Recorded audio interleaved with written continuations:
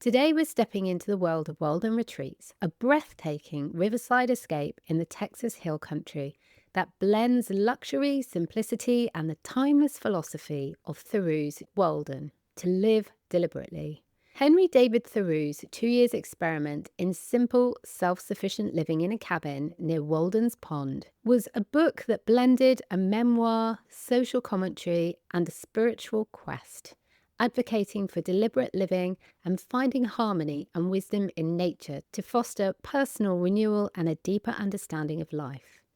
Now considered a classic American piece of work, it has deeply inspired my guest, Blake Smith, and his wife of Walden Retreats. Blake has created a space where guests can slow down, reconnect, and find meaning in stillness, all without giving up comfort or design. He reminds us that great hospitality isn't about building the most luxurious place. It's actually about building the most intentional one. A place that helps people pause, reflect, and reconnect with what really matters. And maybe that's what guests are craving most right now. Not just comfort, but clarity. Not just an escape, but a return to themselves. We talk about the roots of their vision, how Walden Retreats turns philosophy into an experience, and why defining your mission, vision, and values helps to give a stronger structure to your unique stay and might be the most powerful element of succeeding in hospitality. If you've ever wondered how to build a brand that feels as good as it looks, or how to infuse your glamping or retreat business with soul, you're going to love this one. So let's dive in. Welcome to the Glamping Americas podcast, the place for inspiration about the business of upscale camping, glamping, and luxury outdoor guest accommodations. I'm Sarah Riley from the Glamping Academy, and I'm working with my friends at the Glamping Show Americas to share everything you need to know about new trends, events, business models, and investment potential in the rapidly growing world of luxury camping that delivers an experience. Interest in this industry is exploding, so if you want to be the first to find out what's hot and what's not, subscribe here and check out the show notes for more exciting news and links. And be sure to add the next Glamping Show Americas to your calendar for the 29th and 30th of September 2026 near Denver, Colorado. See you there. Thanks so much, Blake, for joining me today. It's really nice to have you here because when I visited your website, I was really impressed about how you have made your mission and your values and everything else that you've got tied into your brand front and center. You're displaying it really prominently, and it's something that others could learn a lot from you about why you're doing that. But before we dive into that, I want to hear a little bit more about your story, your location, your resort, and what you've exactly got, and the location where you are along the river, it just looks beautiful. Tell me a bit about that. Yeah. So Walden Retreats is a resort outside of Austin, Texas. So we're about an hour from Austin in the Texas Hill Country is the region, the area.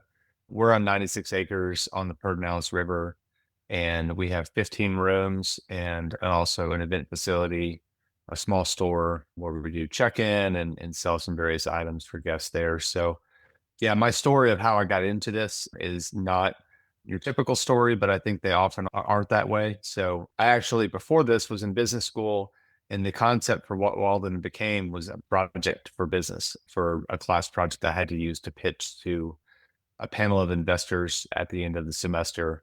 And I got the idea from the time that I had spent previously working in East Africa. I actually lived for 6 years in Uganda and was doing work for a nonprofit organization there. I actually met my wife over there, and we spent a lot of time traveling around the country and the region. And we're just so amazed and impressed with all the different unique hotels, safari camps that we got to visit. And I always kind of wondered, like, you don't really see this type of lodging experience in the United States. And so it was something that we both just kind of put in the back of our minds is like, one day might be something to explore doing. Fast forward 4 years from that point, and I'm back in Austin. We're married. I'm in business school, and I need an idea for a business to write a business plan for and pitch. And so I just explored outdoor hospitality in the US. Under Canvas was established, and there were a couple of local properties that were performing really well in Austin. And the business school that I went to was really focused on not just a business, it was an entrepreneurship MBA program. And it was focused not only on teaching the skills of entrepreneurship, but also a really deep dive into your personal strengths and interests and passions and making sure that those are aligned with whatever it is you're going to, whatever business you're going to start. And so I made sure that it was something that I was really invested in, interested in, and ultimately decided after the class to kind of get started on it and start building it. Isn't it interesting how you were taught to align your passions with the business you were building, and that's something that I see a lot in this industry, that we do get a few people who come in and it's all about the money and it's, trying to set something Hmm. up for the return. But most people on the whole, they are coming in because they have a passion for the outdoors, they love nature, or wherever they are, wherever they're based, they have this passion. So why specifically did you set up where you are, your location now along the river? So when I was looking at locations from Austin, Austin is a growing city, but it's still not that big. Within 30 minutes, you can kind of feel like you're outside of the city. But knowing that it's growing at a rapid pace, I felt like at least an hour away would be kind of a safe distance where it feels like you've really left the city, but it's not too far away. It's not too much of a burden, driving 5, 6 hours, as a lot of people do to get out to West Texas. And there were just a lot of really beautiful properties and terrain in the hill country. The hill country is also a really popular regional destination for people from Dallas, from Houston, and even out of state. It's got a lot of rolling hills, beautiful vineyards now. There's a really, booming wine industry where we're located. So I knew it needed to be beautiful. It needed to be picturesque. It needed to be, somewhat nearby, not too far, but also being able to take advantage of the tourism ecosystem that we're in, where we are not only the destination, people are coming to this area because they like to spend time there because it's beautiful.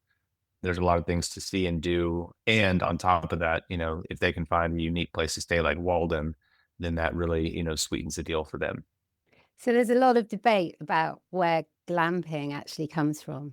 So Hmm. some people say it's safari camps in Africa, as you experience. Some people say it's in other parts of Europe, or some even say it's from the UK, but I tend to believe you that I think it's actually come from Africa. And a number of different things. So, safari camps, so people who are going to experience the wildlife safaris, but also even further back to the wars where traditional bell tents used to be used to, Hmm. for the military to keep them cool. They would put the edges up, which means the air would go inside and the top of the bell tent would keep some shade. So you obviously were inspired by those wildlife safaris and all of the amazing hospitality that's in Africa. So why did you specifically choose the tents that you chose? Because they are beautiful. They're really lovely structures and they're on stilts and some of them have hot tubs and I mean they're really very luxurious. Tell me a little bit about that, why you decided that level of hospitality. Well, thank you for that. Yeah, we're really proud of them and think they're really, turned out better than we could have really imagined. The reason we chose tents was because the landscape in the hill country really mimics a lot of the terrain and landscapes that I went to in East Africa. Open savannas, oak trees, there they have different trees that are, like oak trees, not the same. And so I just felt like the terrain and the climate and the topography mimicked what people think about when they think about going on a safari. Two, we don't want to totally remove the element of the outdoors from the experience. And when you close yourself off in a completely sealed, box, is it really the outdoor hospitality? I mean, it's more so than like staying in a Marriott in downtown, right? But engagement with the environment was always really important to us. It might get cold, and therefore you need to bundle up and kind of be prepared for that. But we live our lives in an air conditioned house, in an air conditioned car, in an air conditioned office, and we don't really engage and interact with, the forces of nature. I think that are really, I don't know, remind us that we're part of this earth and that we're kind of a part of it and not just a guest, staying in it. So that was always really important. I didn't want the elements of the outdoors to be removed. I wanted people to feel like they were still camping, and but do it in a much more comfortable, convenient, easy type of way where we're catering to couples, and oftentimes there's someone wants to go camping, the other person is like, no way. And so it's the best of both. It's a blend of DIY camping, but also, very comfortable and luxurious at the same time. Yeah, very comfortable and luxurious. I wouldn't really call it camping. It's definitely glamping. But there's been Right. some debate again around that word glamping and what does it actually mean. And it's quite difficult because you can't exclude some forms of glamping. Personally, I think from being in this industry for such a long time that anything that, as you said, allows people to reach nature and be in nature under the stars with a beautiful view, a 5-star hotel style experience, but under the stars in whatever structure they want, that's a kind of glamping, in my view. So I think it's really lovely that you've very much focused on the nature side of things and Mhm. making the most of your location and everything that would make people feel that the experience they're having is just very, very different and unique. Right.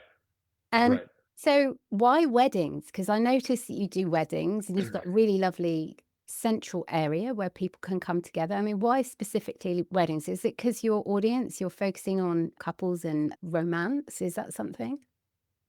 Yeah, definitely. I mean, 80% of our customers are couples, and we always just knew that that would be something that people would want to do. People would come and they would stay and they would say, it'd be really cool to have the whole property and host a wedding. And some of that was just kind of an intuition that I had. When my wife and I got married, we had both lived overseas. She actually grew up overseas. And so we had friends from around the world who we wanted to invite to our wedding. And so we had a wedding at a destination and we made it like a 4 or 5 day kind of trip experience, because we wanted to catch up with people and enjoy, spending time with them. And so we felt like that was a real blessing for us. The day of the wedding is so busy. You're just getting ready and then you're being shuttled around to pictures and, all the different, ceremonies you have to take place. You don't really get to catch up and spend time with anyone. And so we felt like if we built a place that it'd be conducive for that, where people get to spend 1, 2 days with their closest friends and family, in a private, setting, that would be something that people would really be passionate about and would really, want for their wedding experience. Yeah.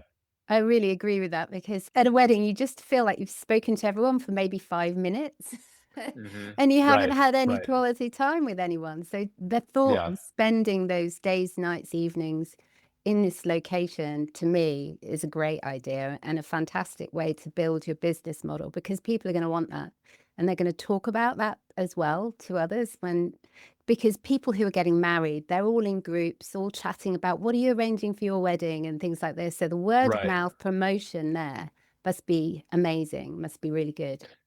Yeah, and every time we have a wedding, it's 125, 150, potential new customers who come out to the property and say, "Oh, hey, this is cool. I'd want to come stay here." So there's a lot of indirect kind of marketing benefits of that, that we get to take advantage of. And it's obviously a unique wedding experience, but for the right person who's like wants to do something different, they want something in the hill country, they want something, not in a traditional church setting. It's a really cool and unique property for that, and we're real proud of. It's a real special moment for people, and we're real proud, personally, to be able to have built a space that really celebrates this exciting new chapter in people's lives. So in your building process, what inspired some of the interior and particularly your green wall? Because your green wall is really beautiful. And tell me a Thank little you. bit about that. The green wall, I really can't take too much credit for because it was kind of an accident, to be honest with you. The architect we'd worked with, in Austin, we had said we want a lot of natural light, so they designed this really cool, great skylight in the building that extends all the way up the sides and over the top of the building. And the wall actually was intended to be just a wall with a bunch of shelves that we would decorate, or for weddings and events, they could, kind of put in their own decor. And during the building process, there was a company that was based in Johnson City that had set up a new warehouse in manufacturing. And Johnson City is very small, so you kind of notice anything that's new. And one day I just stopped in because they had all these plants, and I thought maybe it was some sort of plant shop. And they said they actually did living wall installations, and they had done one for Whole Foods and Amazon, and they had done a bunch of installations for the San Diego Zoo, and they're, oddly based in Johnson City, a very small town.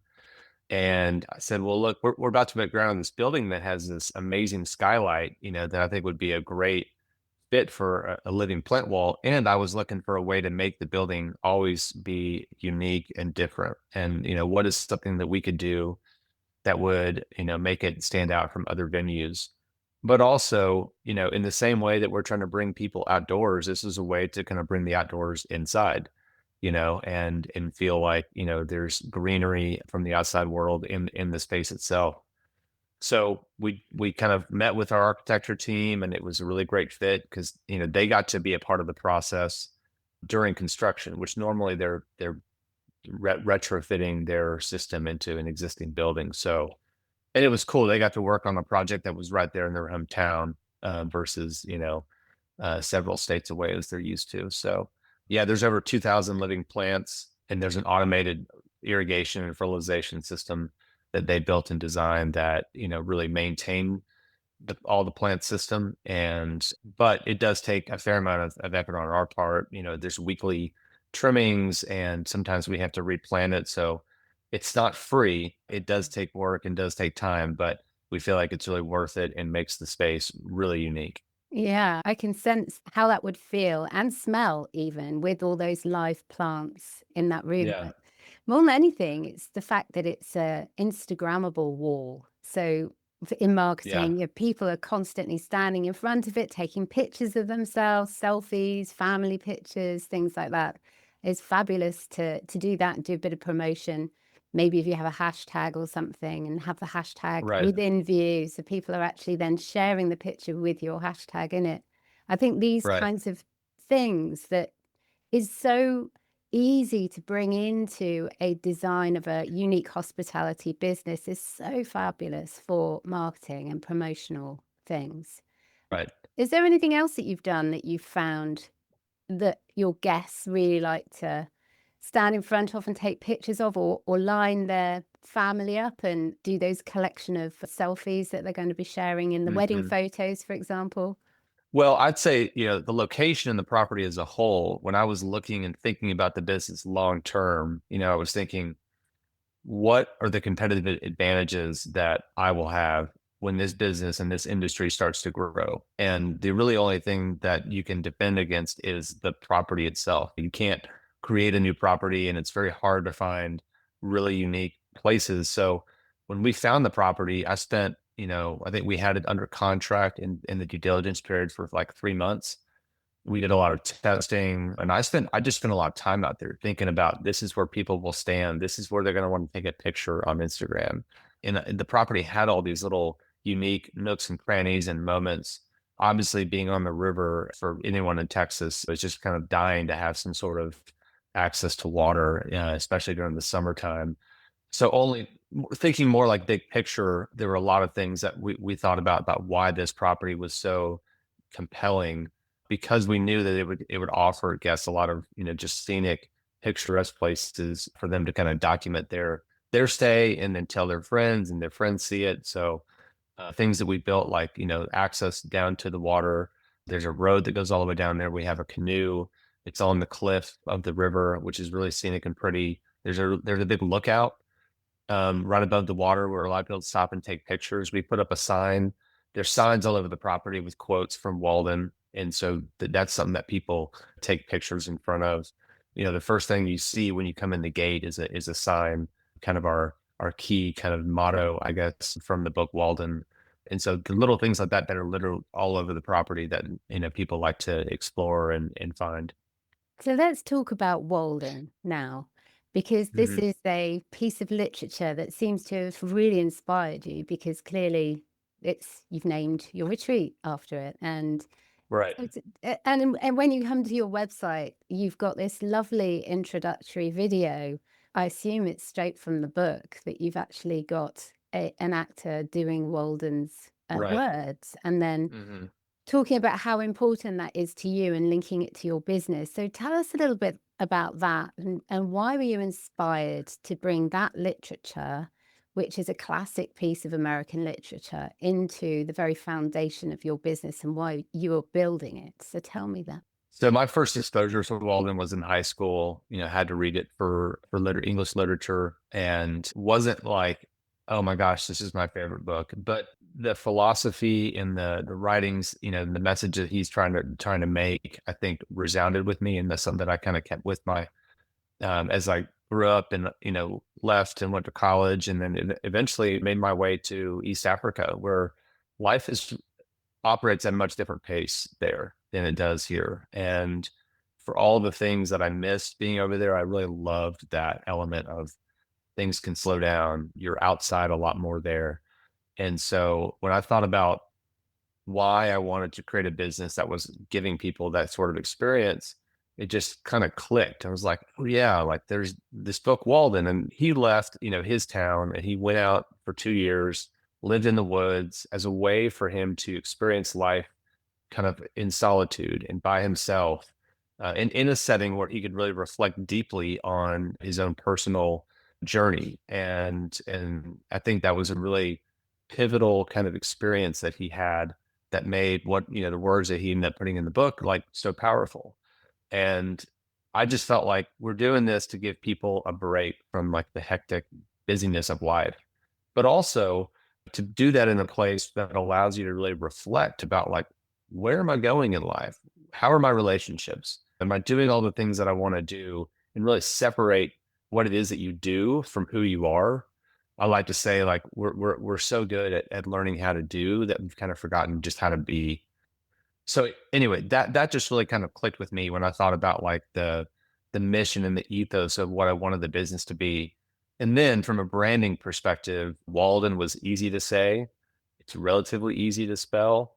I actually had people I would ask, I had a couple different company names, and I would say, can you spell this? And there were a few that they would get wrong. I was like, well, people can't spell it. They're not going to enter it right when they're trying to search for it, and they might move on to something else. So I felt like that was really important. It was available. The website, Walden Retreats, had not been taken. That was important. But also all the quotes and the literature and the things that he writes communicate the type of experience that we want guests to have way better than anything that I could come up with. And so it's kind of built in brand messaging that's right there. And there's a whole book of it. And so just all those things kind of came together. It didn't happen like overnight or one day. It kind of slowly evolved into that. But yeah, I felt really fortunate because it is become who we are. We have quotes in our operations manuals. It's one of the things that we teach our staff about, like who we are, why we do this, why we feel like it's important. And I think that just helps to build a really cohesive brand, both internally and externally.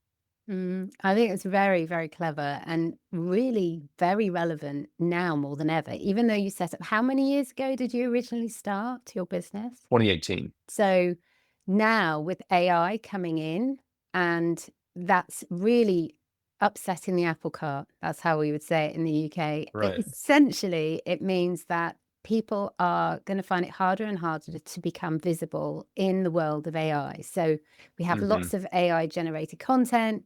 We have search queries that people are putting into places like Google, and they're getting an AI result rather than clicking through directly to a website. And things like this. This means that people are, with their businesses, are going to find it harder than ever to become visible. But one way to maintain that visibility is to have a really strong brand. And so you've just Hmm. talked about that there, about how you thought about your brand, how you thought about your name. Is it memorable? Can people spell it properly? Is it something that's available with a domain name? All of these things, for when someone is beginning, it's it's probably more important now than it's ever been. But you were already Hmm. thinking about it back then. But also you've incorporated it into your mission and your values and the very core heart of why you do what you do. And so, have you got any tips for others who may be kind of starting from square one? Would you say look at your life and what's really resonated in your past, and what you've learned or been exposed to in some way throughout your life? I think whatever you do, you really got to be true to yourself. You can't put on a costume or a mask and pretend to be a business about this when like it's really not true to like the people who are kind of leading it operate and how they live their lives. I think branding is so important and something I would recommend like so much. Like it was the first thing that we ever did was like, what is it called? What does it look like? Questions like if your brand was a car, what kind of car would it be? It just really helps you identify who you are and how you're going to operate as a business. And at the time, it was an idea. What we didn't even have a property, but it really set the tone for everything we did, decisions we made, logos, fonts. It sounds inconsequential, but it's really, really critical for like birthing a new business and a company. I really am someone who doesn't like the spotlight.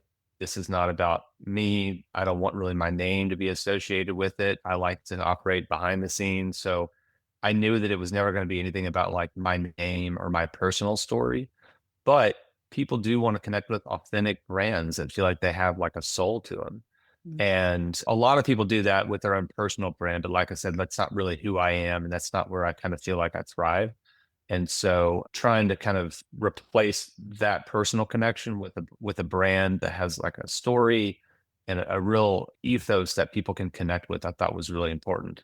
I think you're absolutely right. And so I suppose a question might be for someone who's starting right now is, if my business was a story, what story would that be and how would it make people feel?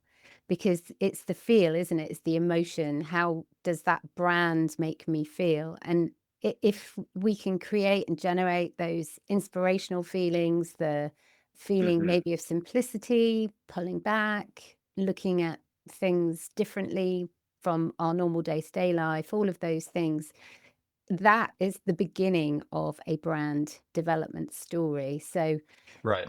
I think that's really interesting. And how then did you decide to incorporate it into your mission? So did it then, and the values that you state on your homepage, so did you then find it evolved very naturally, or did you sit and you have a meeting with multiple staff members brainstorming, how you were actually going to put that together, or did it just evolve? So at the time there were no staff members. It was me and my wife was obviously like really influential and a part of helping get things launched.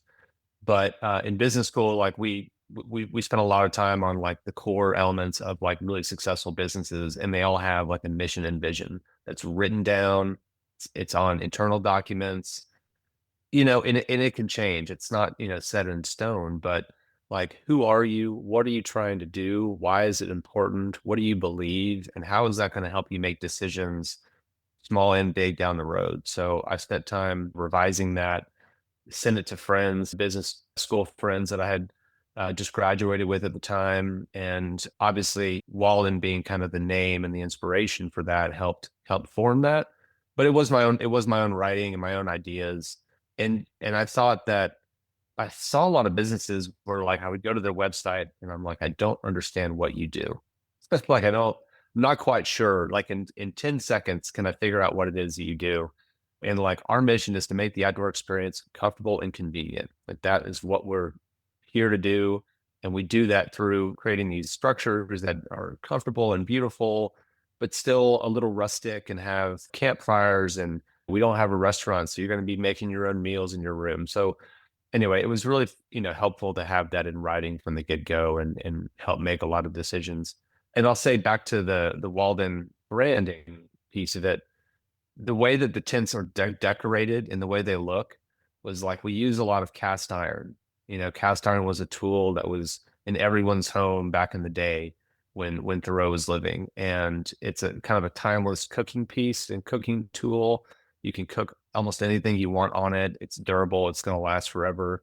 But it's a way to connect like the old world to the modern day. Like if we had gotten stainless steel pans, for example, those are great, and offer a lot of the same, similarities to cast iron, but it doesn't fit the brand. So like that's a really nuanced piece to like how we decided like this is the type of decor and furniture that we want versus something that's more modern. The lantern is our logo, and it's illuminating, we think it's hopefully opening people's eyes to like a new perspective in their life. But also 150 years ago is how people what they had to use to see. And everything was illuminated by that. So again, we wanted to kind of use elements of the 1800s lifestyle and incorporate those into, the experience and engagement that people would have at the property. So showing people the way, using a bit of Yeah. history and a bit of Hmm. camping, traditional camping paraphernalia to actually Yeah. show people which way to go. And you said some really interesting things there, how sometimes you can't even tell what people's websites are about. It's very confusing. And we know the confused mind always says no and just moves on. But you Hmm. need 10 seconds. If you don't know within 10 seconds what that's about, then you're going to go elsewhere. And I would actually say now, with everything going on and all the distractions online, that it's actually almost shorter than 10 seconds now. Yeah, it Mm. might be. Yeah. So it's like if before someone comes to your website and above the fold, which is the bit you see immediately before you scroll down the page. So if they cannot figure out what you're about within that, within the blink of an eye, looking at that part of the website, then they will just move on. They won't stay. Hmm. And so it's really nice that you've really thought about that in how you're putting things together and putting together your branding, your name, and your descriptions of what you're all about. But also, you were saying all of these different elements, it kind of creates a trust in people. And trust signals are key again with AI, with what we had after the pandemic. A lot of people lost trust in businesses because some people were stung by Yeah. fly by nights or cancelled services or businesses folding, whatever it might be. So now we need to be showing those trust signals to people. And we can do that by having a very strong brand and also by having a very strong personality. And if you're like you and you don't really want to step in front of the camera, which is fair enough, then your brand is your personality. And so Right. that's lovely that you've thought that through and you've incorporated everything about you and your wife and your life and your likes of the literature and what Walden, the story of Walden was all about. And you've incorporated that so deeply into everything that you're showing in your brand. So I think that's really fascinating. And so you've been in this industry now for a little while. And what Hmm. would you say is one of the things that you've noticed about where it's going and the trends and things that you're maybe paying attention to, maybe adapting your own business to as we move through into the future of travel? Well, it's been really exciting to see the growth of the industry in the States, whether that be the glamping show that I go to every year and how much larger that has gotten, or even, institutional investment into the space, which is something that always just like kind of befuddled me. I'm like, guys, we're making camping just way better. Like it's really easy. It's not complicated, like why, hundreds of millions of people go camping every year. Yeah, this is a huge market. So it's really exciting to see that kind of catch on. I think the biggest trend that I've seen is incorporating elements of wellness into your property, whether that be a sauna, yoga classes, nature walks. Right now, the Walden of today is pretty basic in its experience, and that's beautiful and that's great because it gives people time to just sit and be, sleep in, make a nice long meal with a loved one, sit on the porch and talk to each other. But there are more desires for more activities, more services, and so we're trying to adapt and meet the needs of our customers that still fit our core. So we're not going to be putting TVs in the room. We're not, there's just certain things that are just kind of a no go for us because I think there's ultimately like a desire for like, no, no, no, I don't want Wi-Fi. I don't want TVs. Like I have that every day of my life. And so, but I think the wellness component is something that's really kind of catching on and makes sense. Let's get outside, but let's also have some more opportunities for physical fitness and well-being. Yeah. Mm. And I think as well for the wellness side of things, because we've been having some fantastic conversations about wellness and how it just completely links perfectly, seamlessly with glamping and Hmm. being outdoors and making yourself feel better and everything else from the visitor's point of view, the guest point of view. And Right. it also means that they're more likely to come back time and time again because they know that you've got all these Hmm. other elements. It's not just a stay in a beautiful location, it's a stay in a beautiful location that makes people feel incredible and they want to de-stress, and they need to do that regularly in their life, and they know they can get it with you Right. coming to your business, so they're gonna keep coming Right. back. So it's a Right. great Right. tool to keep your guests returning, which in research they're showing about 7-ish times less money to get someone to come back who's been a guest Mhm. before than to find a guest through advertising, paying OTAs, doing social ads and whatever else. It costs a lot Right. less to get those repeats. So it's bringing your profit up, your overheads down. Yeah, it's a Yeah. win-win, isn't it? But also you can choose Yeah. what you want to maybe use yourself. And if there's a Mhm. particular thing that you or your wife really enjoy, like saunas or hot tubs or any particular types of treatments, then this is something I've heard a lot of owners do, that they actually set something up that they want to use regularly once a month. So it's a cheeky way of actually having Mhm. a lot of really nice relaxation as a glamping host. So Yeah. I think that's great. What are you thinking of in terms of your wellness side of things? So one thing that we've added, like just in the last year, are 4 of the rooms now have outdoor hot tubs on the porches as a nice amenity. But again, going back to kind of who Walden is and how we kind of do things, we could have bought hot tubs that have pumps and chlorination systems and all the kind of modern technology of that. But we were like, no, that's kind of not who we are. So we opted for hot tubs that have a wood burning stove that the guest gets to make a fire in, and when the fire gets going it actually siphons water out of the tank, heats it up and puts it back in. And so it's a completely natural process. There's no noise, there's no machine, nothing's going to break. And again, it's a way for people to actually experience like what they're doing and have part in it, which I think is another important element to the Walden kind of experience and how we're a little bit different. We sell you firewood, but we're not going to come build a fire for you. Like that's why you're here. You get to actually, participate and feel a sense of accomplishment. For a lot of people, they've never built a fire in their life, Mm. you know, but we make it really easy. We have a step-by-step guide on how to do it. And again, I think that's a really cool part of people we get to host that are kind of new to the outdoors. We'd love to add a sauna. We started working with a local massage therapist who can now do in-room massages in the rooms, which is something people have been wanting to do for a while. And then we have a neighbor who does nature walks around the property and to look at various plants. We have a lot of wildlife on the property. Get and go down to the river and really have kind of a deeper look into like the place that people are staying and kind of what makes it unique. I think that's lovely. You're allowing people to really connect to the sense of the place, the magic of the place, and the energy of the place in which they're staying. Hmm. So I think, sadly, because of the way modern life is these days, we rush, rush, rush here, there, everywhere, and we often don't stop to smell the flowers and to pay attention to the nature.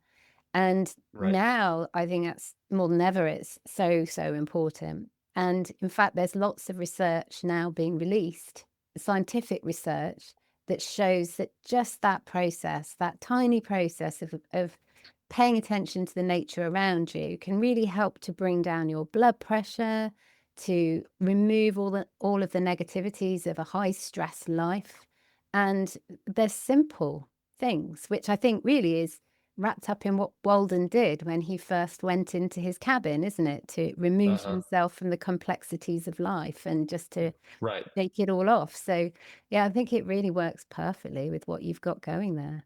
People come and visit and they're like, well, what do people do? And I'm like, so, it's obviously like an understandable question, but I think the answer is like, well, we feel like life should move at a slower pace when people are here and should be less time spent on like, what am I going to do?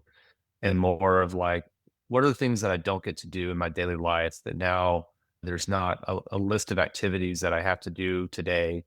I get to kind of pick and choose. Like maybe it's you sleep in till 9 o'clock, 10 o'clock, Mm. have a late breakfast, sit on the porch and watch sunset with a loved one, build a fire, go on a walk, read a book. Something that I miss. I've got 3 young kids and we just don't really have the time right now. But something that I really miss about my time in Uganda is we didn't have oftentimes the power would go out, so you have no electronic devices, no connection to anything. And so I just read. I read so many books that I just think, to sit there and read a book for like 5 hours, just totally interrupted is, I think, such a lost treasure that I think most people probably don't have the discipline to make time for. So sit in the hammock, and then for people who are more active, there's state parks in the area to go hiking, have more extensive trails. You can go fishing, you can go canoeing, at the river, and then all the different wineries that are nearby. A lot of people like to visit and enjoy. So yeah, but it's really just like learn how to be and just kind of relax and enjoy the surrounding and get in a place where you can really have like inner reflection that keeping yourself busy really doesn't allow. Mm. I don't know about you, but I've got a list going, which is basically when I've got time, I'm going to do these things. I know. Read Yeah. that book, learn how to meditate, do this thing, listen to this music or watch this film, whatever. But I know that other people, I'm sure, will have a similar list of their own. And wouldn't it be Hmm. nice if some things you could tick off that list after having taken a bit of time away from your normal busy life and you get to hang out with your loved one and have an amazing conversation and take part in something that you've put on your list? I Hmm. think that's Exactly. great. Yeah. I used to work in, live and work in Greece for a few years, and we had exactly the same thing. Their electricity was a little bit temperamental, and so you would lose Hmm. electricity for hours and hours and hours.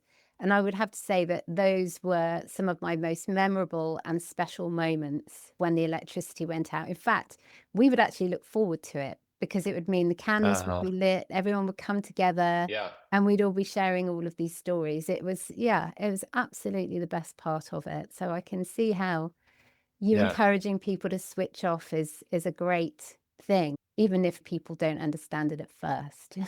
Right. That's actually where, in Uganda, when we would have power outages at night, we always had lanterns around our house. And so that's kind of where my affinity with like the old, like oil lantern came from and why I kind of wanted to incorporate it into the brand. And so sometimes I wish we had like mandatory electrical outages at the property and we just, at 9 p.m., power's going to go off and everyone's going to be forced to read or go to bed.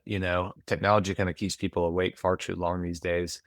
It's really funny you saying that because my husband and I, when our kids are very small, they're not so small, we can't get away with it anymore.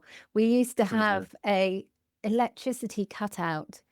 Oh no, it's all gone down. And so we would basically flick the switch in the house and we didn't have any electric anymore. And we'd come together as a family, the kids being small, and they thought it was a massive adventure.